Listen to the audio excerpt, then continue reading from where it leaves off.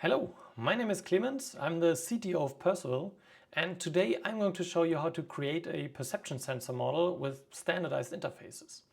In my last couple of videos I showed you how to use the main ASAM OpenX standards, so Open Scenario, Open Simulation Interface, OpenMATERIAL 3D, and now I'm going to show you how to utilize that in a physical sensor model. Let's first have a look how this is built up. So first you need to load the stationary environment. And that's, as I described in my previous videos, referenced with the Open Simulation Interface model reference in the ground truth. And that's a reference to an OpenMATERIAL 3D compliant 3D model of the stationary environment. And so you can load that first. Secondly, you then load the moving objects. So everything that's changing over the course of the simulation, for example, vehicle models. And those are also part of the Open Simulation Interface, as you know from my previous videos. So you get that at the input of your model. And you also have the model references to OpenMATERIAL 3D compliant models of the vehicles. So you load them and they get not only loaded once at the beginning, but they get actually updated every single time step of the simulation. Then you know your sensor position. So you set that. And then you have your whole 3D world loaded for a given time step. And then you can do a ray tracing. What a ray tracing does is it basically shoots virtual rays into the 3D environment at a given angle combination of elevation and azimuth. And then it calculates the interaction between the ray and certain hit points. So it hits a surface of a 3D geometry. With OpenMATERIAL, we know the material properties of that surface. So you can then calculate how that ray gets reflected back to the sensor or further reflected into the 3D scene. And with that you get ray tracing results. And those ray tracing results are fed into signal processing. So every sensor from every sensor manufacturer, so tier 1, has their proprietary signal processing that consists of peak detection, post-processing of the signal and so on. And that in the end then results in the actual sensor output. In case of a lidar sensor, a point cloud like this. I have to move out a little bit. And that's the result of your simulation. So you have your point cloud right here. Now you may think, okay, that sounds a bit complicated, loading all the 3D models, updating them, interpreting the standards and so on. But don't worry, that's what we have built a library for. We call this Sensor Model Development Library, in short SMDL. And the SMDL takes care of all of this, of the first 4 steps: loading the stationary environment, loading all the moving objects, updating them for every simulation time step, setting the sensor position, doing a ray tracing that is highly customizable, doing the material interaction. That's all done by our library. So if you want to build a model like this, don't worry about all of that. Get our Sensor Model Development Library. And you only have to take care about the actual sensor properties. I can show you how that looks like. So here's an example. That's actually part of the developer documentation that comes with the SMDL. And first you set your beam pattern. You know it from the sensor data sheet, from the user manual of the sensor, or for a lot of sensors you can actually get the end-of-line calibration data, so you know exactly where the individual beams are shot by this particular sensor. And you use that to generate your beam pattern. This is a simple example. You just have a minimum and maximum azimuth and elevation angle, and a certain discretization, so step size between those angles. And just in 2 for loops, you create your beam pattern. Each beam also has a signal strength. So for some lidars in the center of the field of view, you have a stronger emission than on the edges. Depends on your sensor. Also for radar simulation, you would have your antenna diagram here. So this is really proprietary to your sensor. What's also proprietary is a beam divergence. So a laser beam is not completely thin over the whole distance. It diverges over distance, so you can set that too. Of course, you can set the wavelength. So different wavelengths have different kinds of interaction with the material. That's all covered by the ASAM OpenMATERIAL standard. You just have to set what wavelength you're operating in. And then it's actually quite simple. You initialize the ray tracer that comes with the SMDL, and you give it the first sensor view data. So the first time step, the first data you receive with the Open Simulation interface.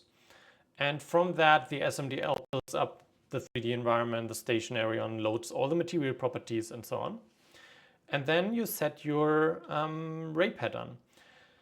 There are different functions for that. I won't go into detail here, but what you can do, for example, is an oversampling. So you shoot multiple rays per beam that enables you to simulate the beam divergence, simulate effects like blooming or bleeding. It's just one simple function that you feed your beam pattern in that you've defined previously, the beam divergence, and how many rays you want to shoot per beam. This is only one possibility to set the ray pattern. As I said, there are also other oversampling methods, for example, but you can also set your completely custom ray pattern that's mainly used for radar simulation when you have an antenna diagram and want to shoot more rays in the center than on the edge. So there's various possibilities you can use here. The next step is to update your moving objects. So every single time step of the simulation, you get an update with the Open Simulation interface of where all the moving objects are, what their states are, velocities, and so on. And you simply have to call this one function and the SMDL takes care of the rest. And then the last step is to perform the actual ray tracing. Just one function, perform ray tracing, and you get the full render buffer, so the full ray tracing outputs. And that's it. That's a very simple couple of lines of code that define your actual sensor model. You can package that into a functional mockup unit, an FMU. We've talked about that previously. And you can also put that in other forms, but just as an example, put it in an FMU. And I'm going to show you how that looks like in the simulation. You might recognize this. This is the AVL scenario simulator. We've used that before in the previous videos. And we're using ESMini again as an input. And we've had the same setup you see here before with an example sensor model from the OpenMSL. And we can just swap that out, same input, same output. So OSI sensor view in, OSI sensor data out. And you can just double click here and exchange the FMU. We're going to use the model of an Austar OS1 32 layer lidar. And as before, you simply hit run. ESMini will open. Let me get that over here. And now it's initializing the ray tracer. It takes a couple of seconds to load the stationary environment, load the material properties and so on. And now, as you can see, it's simulating. It's rather fast. You see it's a lot faster than real time. And you can see the scenario playing back. I've set it to 90 seconds, so that's what we're going to have here. So it will stop right now. And now we can go to the Runs tab as before. And we have this artifacts button here we had a recorder in here, so we're recording the trace file. Made a separate video about OSI trace files, so if you haven't seen that, feel free to check that out. Going to results, scenario playback, and you see the sensor data trace file here. When you have our Percival SimSpector installed, you can just double click on any trace file. I've shown that in a previous video as well. And what's happening now is SimSpector is loading that trace file. It's loading all the simulated point clouds. And it's also loading the 3D environment. So from the model references, we know the stationary environment and all the moving objects. And that's what you can see here. I've shown that in previous videos as well, but what's new here now is we also have a point cloud. So we have the whole 3D environment. I can actually play this back. Let me track that object. So as you know, we have different view modes. If I go to track object and select an ID, in this case the host vehicle, the camera is just following that vehicle. And you can see what's happening here. So you see the point cloud, you see the scenario with the 3D objects going by and so on. Let me actually hide them. And this is the point cloud. So you can see quite high detail on vegetation and so on. You see the point cloud on the cars, on the ground. And what you can also see here in color, as you see down here, we have different color options. In this case, we color by intensity. So you see here on the lane markings, for example, you see higher intensity, and here you can see the lower intensity. And what SimSpector also enables you to do is check out the properties of different points in the point cloud. Let's say I select one here, and you see the very high intensity of this retroreflective lane marking. If I just select one on the side on the ground, you see it has quite a lower intensity. And that's how you simulate a full point cloud faster than real time in a rather complex 3D environment with fully standardized interfaces. So you noticed we only have Open Simulation interface going in, a sensor view. Output is a sensor data from the Open Simulation interface.